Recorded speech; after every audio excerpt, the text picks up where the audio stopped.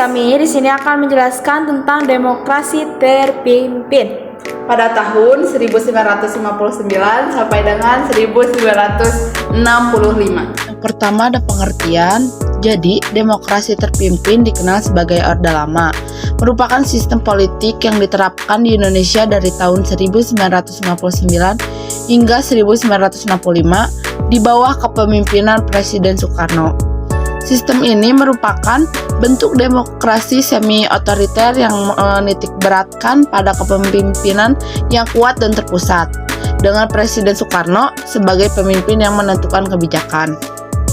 Yang kedua ada latar belakang, yaitu faktor internal atau bisa disebut dengan ketidakstabilan politik. Masa demokrasi liberal pada tahun 1950 sampai dengan 1959 di Indonesia diwarnai dengan ketidakstabilan politik yang kronis. Terdapat pergantian kabinet yang sering dan partai politik yang mengalami kesulitan mencapai konsensus.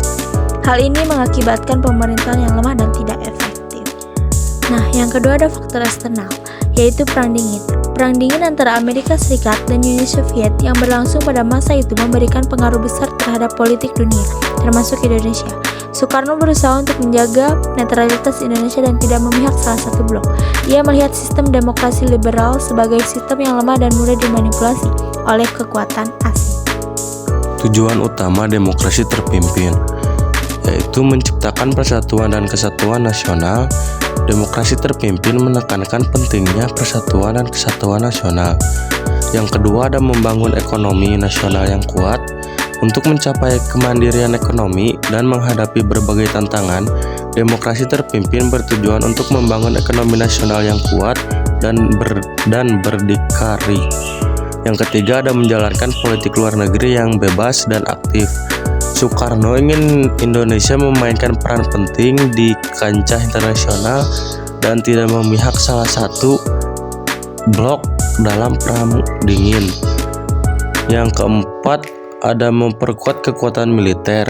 Untuk menghadapi ancaman dari luar, demokrasi terpimpin juga bertujuan untuk memperkuat kekuatan militer Indonesia. Yang kelima ada mempromosikan ideologi nasional, Nasakom. Soekarno memperkenalkan konsep Nasakom, nasionalis agama komunis, sebagai upaya untuk mempersatukan kekuatan politik di Indonesia dan menghadapi ancaman dari luar. Kebijakan demokrasi terpimpin di berbagai bidang. Masa demokrasi terpimpin di Indonesia yaitu pada tahun 1959 sampai dengan 1966 merupakan periode penting dalam sejarah negara, ditandai dengan dominasi kepemimpinan Presiden Soekarno dan penerapan sistem politik yang terpusat. Kebijakan yang diterapkan pada masa ini memiliki dampak signifikan di berbagai bidang, termasuk ekonomi, politik, sosial, dan budaya. Pengertian dari kebijakan ekonomi. Salah satu fokus utama kebijakan ekonomi pada masa demokrasi terpimpin adalah meningkatkan kesejahteraan rakyat Indonesia.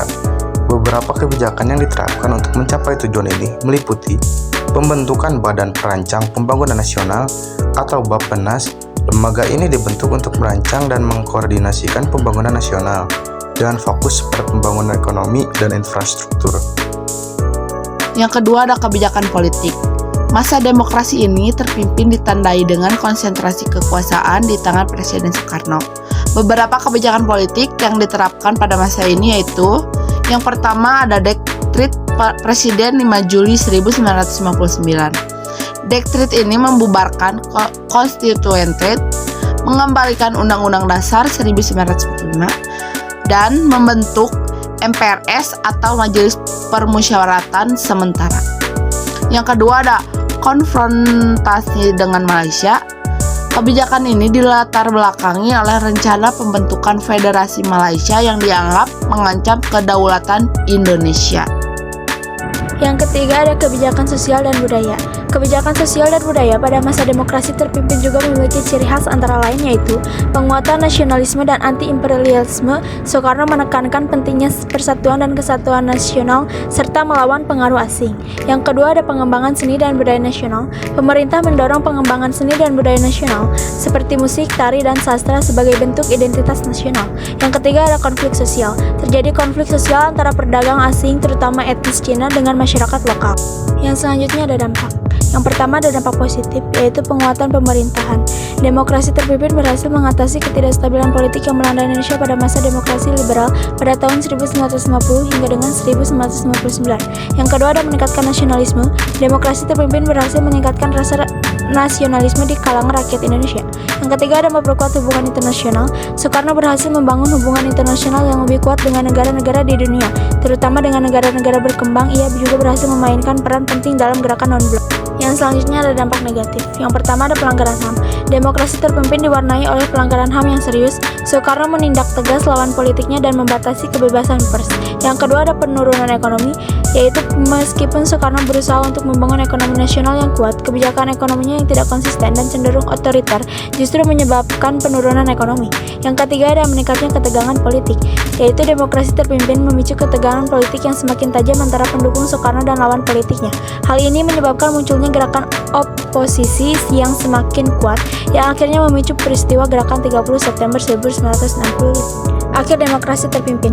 Demokrasi terpimpin di Indonesia yang berlangsung dari tahun 1959 hingga 1965 berakhir dengan peristiwa gerakan 30 September 1965 atau bisa disebut dengan G30 SPKI. Peristiwa ini yang melibatkan upaya kudeta oleh Partai Komunis Indonesia atau bisa disebut dengan PKI, memicu kekacauan dan ketidakstabilan politik di Indonesia.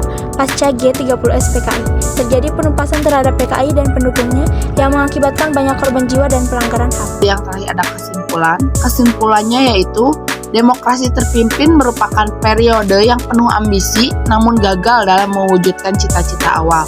Sistem ini meninggalkan warisan yang kompleks, baik positif maupun negatif, yang hingga kini masih dikaji dan diperdebatkan oleh para sejarawan dan pengamat politik.